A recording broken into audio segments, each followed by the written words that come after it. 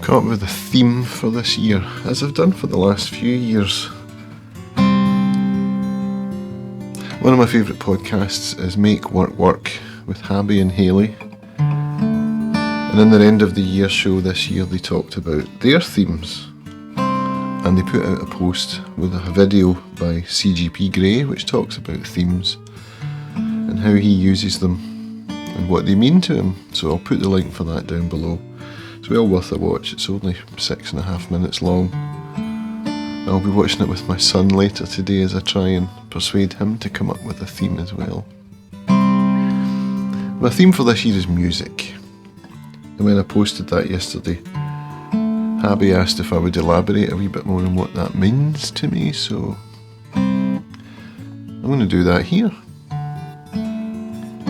I was trying to come up with an idea for a theme and I'd been thinking about it for a few days.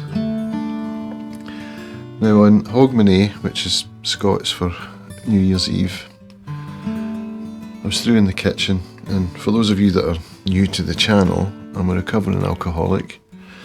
17 years of not drinking, and still, you know, the underlying condition is there.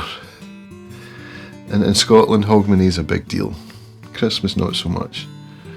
And it was always disappointing for me after getting sober. It was a weird time because it was always the biggest night of the year. I don't know why it was the biggest night of the year, because I almost never remembered it.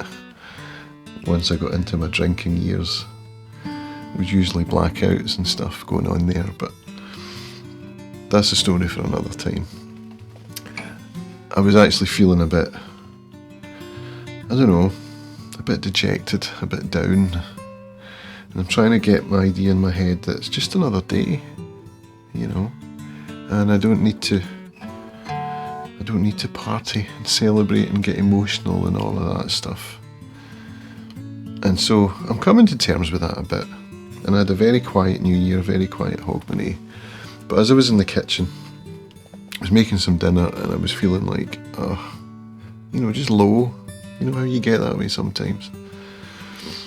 And so I double tapped my AirPods, and on my iPhone, if I haven't got a podcast queued up or an audiobook, it automatically defaults to Apple Music, which I usually find quite annoying. I'm like, I wanted a podcast or a book.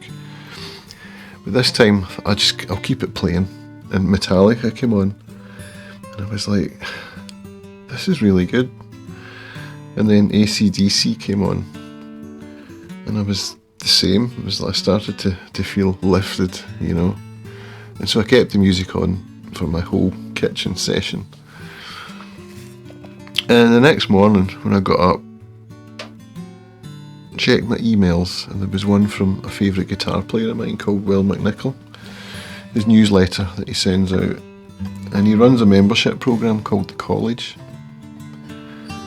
which I had been a member of for a few months, and I did that usual thing of signing up for something enthusiastically and using it for a couple of weeks and then falling off it. So I got his newsletter, and quite often I've just been deleting them because they make me feel guilty, because I wish I was playing more. And I was just about to hit delete when something caught my attention in it, and I scrolled down and I started reading. And he was saying how he'd put out these new exercises and stuff into his college programme, and I was like, I would love to do that. And this is something I've been pondering a lot for a few years now, is why am I not playing guitar as much as I used to? Does it mean I don't love it as much? Now, two of my highlights last year were guitar related. I went to the Ullapool Guitar Festival in October, which was just absolutely magical. And later on in the same month, I went down to see Will McNichol in Yorkshire.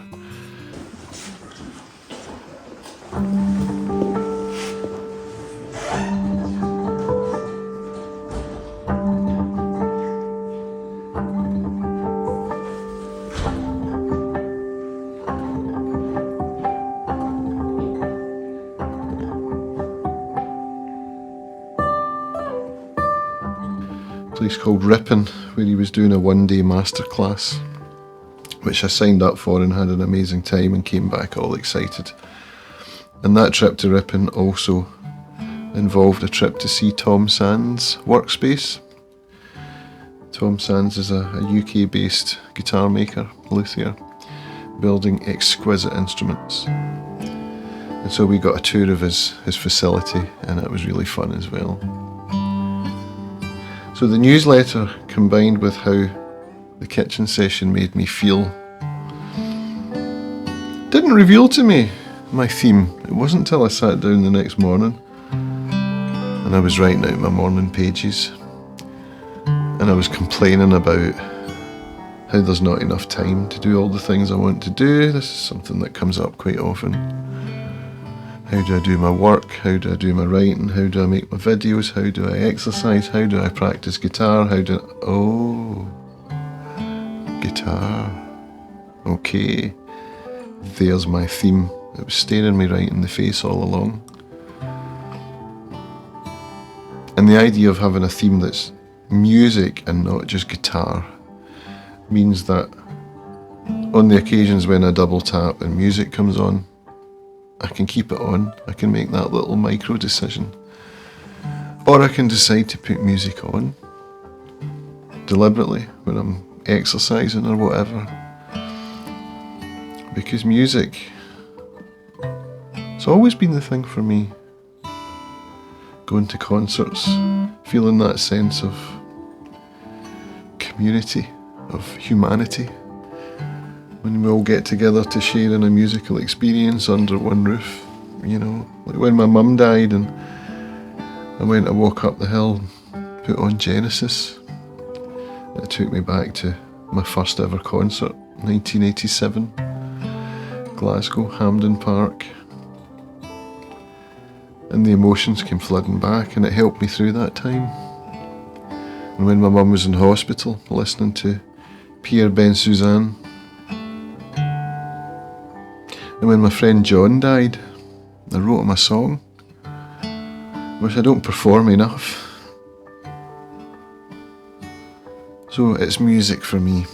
It's the thing that lifts me up more than anything else, and it's the thing that's been neglected of late, especially over the last couple of years when I've been growing into becoming a content creator and earning fuck all money. And feeling that the grind has to continue, so there's no time for things like music. This year I'm going to make the time.